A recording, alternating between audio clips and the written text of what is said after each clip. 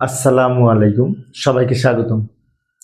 প্রিয় শিক্ষার্থী বন্ধুরা, আজকে আমি এই যে এইচএসসি হিসাব বিজ্ঞান প্রথম পত্রের অষ্টম অধ্যায় সম্পর্কিত দৃশ্যমান ও অদৃশ্যমান সম্পদের হিসাব সংক্রান্ত যে সমস্ত প্রশ্ন আছে, তো এই অধ্যায় থেকে দিনাজপুর বোর্ড 2025 সালে যে প্রশ্নটি এসেছিল, সৃজনশীল প্রশ্ন, ওই প্রশ্নটি সঠিক সমাধানের চেষ্টা করব। সমাধানের জন্য তোমাদের সাথে আছি আমি মোহাম্মদ সিরাজুল ইসলাম। চলো শুরু করা যাক। প্রথমে প্রশ্নটা দেখে নিই, প্রশ্ন কি বলা আছে। প্রশ্নটা আমি এখানে উপস্থাপন করেছি, দিনাজপুর বোর্ড 2025 সালের প্রশ্ন। এখানে বলেছে অমিত অ্যান্ড কোং 2021 সালের 1 জানুয়ারি তারিখে 1 লক্ষ টাকা মূল্যের একটি কম্পিউটার ক্রয় করে সেটিং খরচ বাবদ আরো 10,000 টাকা খরচ করে। তাহলে মোট কম্পিউটারের মূল্য হচ্ছে এই 10 আর 1,10,000 টাকা। ক্রমহ্রাসমান যে পদ্ধতিতে অবস্থায় ধরতে বলেছে, প্রথমে সূত্র আমাদের অবস্থার হার নির্ণয় করব। ক্রমহ্রাসমান যে পদ্ধতিতে অবস্থায় হার নির্ণয় করা অনেক সহজ, এইভাবে নির্ণয় করতে পারি যে অবস্থার হার সমান 100% ভাগ আয়ুষ্কাল গুণ 2, এটা হচ্ছে সূত্র।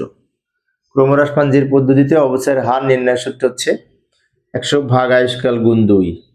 তো 100 হচ্ছে সূত্রের 100, আর আয়ুষ্কালিতে দেওয়া আছে 4 বছর ইন্টু 2 সমান এটাকে এটা দিয়ে গুণ করে 4 দিয়ে ভাগ করলে সম্ভবত 50% হবে, 50% হবে অবচয়ের হার। তো এটা হচ্ছে ক নম্বরের উত্তর। এইভাবে অবচয় ধার্য হার নির্ণয় করতে পারি ক্রমহ্রাসমান যে পদ্ধতিতে। তো প্রিয় শিক্ষার্থী বন্ধুরা, আজকে বর্তমানে রোজার মাস চলছে, মাহে রমজান চলছে। আজকে সম্ভবত 12 কি 13 রমজান। তো আমি অবশ্য জোরে কথা বলতে কষ্ট হচ্ছে, যার কারণে একটু আস্তে আস্তে বলছি। কিছু শিক্ষার্থী আমাকে ক্লাসটি অনুরোধ করেছিল নেওয়ার জন্য, সেই জন্য কষ্ট করে হলেও নেয়া। চলো পরের প্রশ্ন এর জন্য আমরা আবার উদ্দীপকে যাই। অবচয় সারণী প্রস্তুত করতে বলেছে। 4 বছর আয়ুষ্কাল না, অবচয় তো 4 বছর যেহেতু আয়ুষ্কাল, তো 4 বছরের আমরা এই যে 4 বছর আয়ুষ্কাল, 4 বছরের অবচয় সারণী প্রস্তুত করব। অনেক সময় প্রশ্নে বলা থাকে যে প্রথম 4 বছরের অথবা প্রথম 3 বছরের অবচয় সারণী প্রস্তুত করে, এরকম কথা বলা থাকে। এখানে কিছু যদি না বলা থাকে, যত বছর আয়ুষ্কাল তত। এখানে যেহেতু 4 বছর, তো 4 দিয়ে 4 বার করব। লক্ষ্য করি কিভাবে করব। আমি আগে থেকে সময় সেভ করার জন্য ছক অঙ্কন করে রেখেছি। ক্রমহ্রাসমান জের পদ্ধতিতে অবচয় সারণী।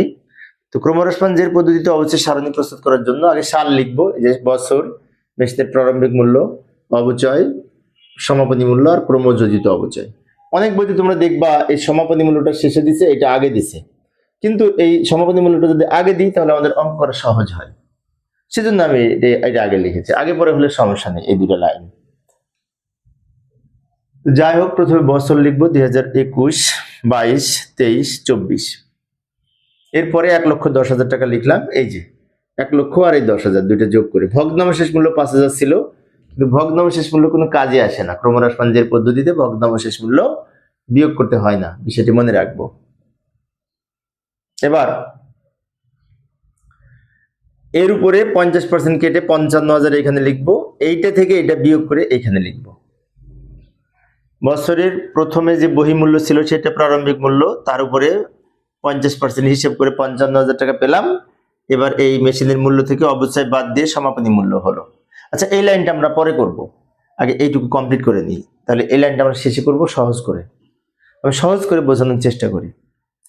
এবার এই 5,000 2021 সালের যেটা সমাপনী মূল্য, সেটা কিন্তু 2022 সালের প্রারম্ভিক মূল্য হবে, সেজন্য এই 55,000 এখানে লিখবো। এইটার উপরে আবার 50% কেটে এখানে লিখবো, এইটা থেকে এইটা বাদ দিয়ে এখানে লিখবো, আবার এই টাকাটা এখানে চলে আসবে। এটার উপরে আবার 50% কেটে এখানে লিখবো, এইটা থেকে এইটা বাদ দিয়ে এখানে লিখবো, এই টাকাটা আবার চলে আসবে। এখন এইটার উপরে 50% কেটে এখানে অবশ্যই লিখতে হবে, তাই না? কিন্তু শেষ বছরে এসে আমাদের এই যে ভগ্নাংশেষ মূল্য 5,000 টাকা, ওই 5,000 টাকা থেকে যাবে এখানে। তো এখানে যদি থেকে যায় তাহলে অবচয় হবে এইটার আর এইটার বিয়োগফল 8,750, আর এটা থেকে বিয়োগ করে 5,000 থেকে গেল। শেষের বিষয়টা আমি আরেকবার বলছি। এখন এই 50% যদি এটার উপরে কাটি, এটা নাও হতে পারে। এখন অনেক শিক্ষার্থীর মনে হতে পারে কেন আমি কাটতে কাটতে যেতে এটার সাথে মেলার কথা, এটার সাথে মেলার কথা, কিন্তু সেটি অন্যভাবে আমাদের ধরো রেট বের করতে হতে, আর একটা নিয়ম আছে।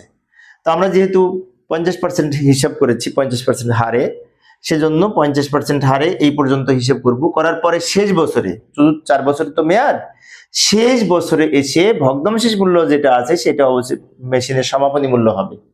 আর মেশিনের প্রারম্ভিক মূল্য ছিল কত এই বছরে? 13,750। তাহলে এইটার আর এইটার পার্থক্য যেটা সেটা এখানে লিখবো অবচয় হিসাবে, শেষে পার্সেন্টেজ কাটলে নাও মিলতে পারে। তো এই হচ্ছে আমাদের এই পর্যন্ত। এইবার ক্রমযোজিত অবচয়টা নির্ণয় করব। ক্রমযোজিত অবচয়টা হচ্ছে অবচয়ের সমষ্টি। অবচয় আস্তে আস্তে বাড়তে থাকবে, যাকে অ্যাকুমুলেটেড ডেপ্রিসিয়েশন ইংরেজিতে বলে। এই 55,000 এখানে লিখলাম, এইটার সাথে এটা যোগ করে এখানে লিখবো, এইটার সাথে এটা যোগ করে এখানে লিখবো, এইটার সাথে এটা যোগ করে এখানে লিখবো, আস্তে আস্তে বাড়তে আসতে, তাই না? এটা হচ্ছে অবচয় সারণী ক্রমহ্রাসমানজির পদ্ধতিতে। খ নাম্বার হলো ক হলো, এবার গ করব। গ নাম্বারে কি বলেছিল? উদ্দীপকে আবার দেখবো। উদ্দীপকে বলেছে খতিয়ান করতে বলেছে ক্রমযোজিত অবচয় হিসাব, একটি মাত্র হিসাব করতে বলেছে, একটি মাত্র হিসাবে ছক অঙ্কন করলাম। এই যে নিচে পুঞ্জীভূত অবচয় আর ক্রমযোজিত অবচয় এক কথা। তো পুঞ্জীভূত অবচয় হিসাব প্রস্তুত করতে বলেছে, তাই আমরা চলমান যে ছক অঙ্কন করেছি, তারিখ হিসাবের বিবরণ, খতিয়ান, জাবেদা পৃষ্ঠা, debit credit, Z debit credit. এটা যেহেতু খতিয়ানে লিখতে হয় জাবেদা পৃষ্ঠা, জাবেদায় লিখতে হয় খতিয়ান পৃষ্ঠা, বিষয়টি মনে রাখবো। এখন আমাদের এইটা হচ্ছে উত্তরের অংশ, আর উপরের এইটুকু এসে রেখেছি ওই উদ্দীপক না, সরি, ওই খ নাম্বারের উত্তর। এটা দেখে দেখে আমরা মূলত এখানে লিখবো। কোনগুলি লিখবো? এই যে অবচয় 50% ধরে ধরে যে অবচয়টা পেয়েছি, অবচয়গুলি আমরা এখানে লিখব। আচ্ছা, এখানে লেখার জন্য আমাদের প্রথমে তারিখ লিখব 21 ডিসেম্বর 31 তারিখ হবে এখানে, কারণ অবচয় ধার্য করা হয় ডিসেম্বর 31 তারিখে, সেজন্য এখানে অবশ্যই ডিসেম্বর 31 তারিখ হবে। আরেকটা কথা, এই যে 2021 সালে 55,000 টাকা যে অবচয় সেটা লিখবো, কিন্তু কিভাবে লিখবো, কোথায় লিখবো, তাই না? একটি বিষয় খেয়াল রাখবো, সেটা হচ্ছে আমরা জাবেদা মনে মনে জাবেদা করে লিখবো, তাহলে ভালো মতো বুঝতে পারবো। যেমন এই যে 55,000 টাকা 2021 সালে অবচয় হয়েছে, এটার জাবেদা হচ্ছে অবচয় খরচ ডেবিট, পুঞ্জীভূত অবচয় ক্রেডিট, অবচয় খরচ ডেবিট, পুঞ্জীভূত অবচয় ক্রেডিট। তাহলে পুঞ্জীভূত অবচয়ের ক্রেডিট দিকে টাকা লিখবো, নাম লিখবো অবচয় খরচ, কারণ জাবেদাটা হচ্ছে অবচয় খরচ ডেবিট, পুঞ্জীভূত অবচয় ক্রেডিট। পুঞ্জীভূত অবচয় ক্রেডিট দিকে টাকা লিখবো, ক্রেডিট দিকে এই 55,000 টাকা, নাম লিখবো অবচয় খরচ, উল্টা নামটা লিখতে হয় খতিয়ান করার সময়, আমরা তো জানি। এবার এই ক্রেডিটের টাকাটা ক্রেডিটে লিখে দিব। এবার আবার 2022 ডিসেম্বর 31 এই 27,500 টাকা নিয়ে আবার সেম জাবেদা, অবচয় খরচ ডেবিট, পুঞ্জীভূত অবচয় ক্রেডিট। তাহলে অবচয় খরচ নাম লিখে পুঞ্জীভূত অবচয়ের ক্রেডিট দিকে টাকা লিখবো এই 27,500 টাকা। এবার এই 55,000 আর 27,500 দুটো যোগ করে এখানে লিখবো। 2 বছর হলো। আবার 2023 সালের ডিসেম্বর 31 তারিখ দিয়ে 13,750 টাকা অবচয়, ওইটা নিয়ে আবার জাবেদা হবে অবচয় খরচ ডেবিট, পুঞ্জীভূত অবচয় ক্রেডিট। তাহলে অবচয় খরচ নাম লিখে পুঞ্জীভূত অবচয় ক্রেডিট দিকে টাকা লিখবো, এটা আর এটা যোগ করে এখানে লিখবো। এবার সবার শেষে 2024 সালের এই যে অবচয়ের পরিমাণ হচ্ছে 8,750 টাকা নিয়ে আমরা জাবেদা করব অবচয় খরচ ডেবিট, পুঞ্জীভূত অবচয় ক্রেডিট। তার মানে কি, অবচয় খরচ নাম লিখে পুঞ্জীভূত অবচয়ের ক্রেডিট দিকে লিখবো 8,750 টাকা। এবার এইটা থেকে এটা বিয়োগ করে, সরি, এটা যোগ করে এখানে লিখবো।